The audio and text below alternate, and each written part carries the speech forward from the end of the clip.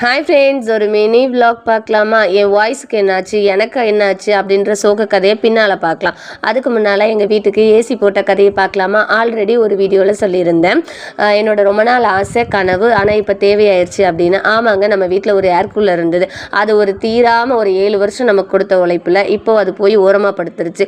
10 நாளாக ஆல்ரெடி வெளியில் தாங்க தூங்கிட்டு இருக்கோம். ஸோ ஏசி போட்டலாம் அப்படின்ற முடிவுக்கு வந்து ஏசியும் வாங்கியாச்சு. ஆனால் மண்டை மேலே இருந்த கொண்டைய மறந்த கதையாக ஏசி வாங்கிட்டு ஸ்டெபிளைசர் வாங்கல.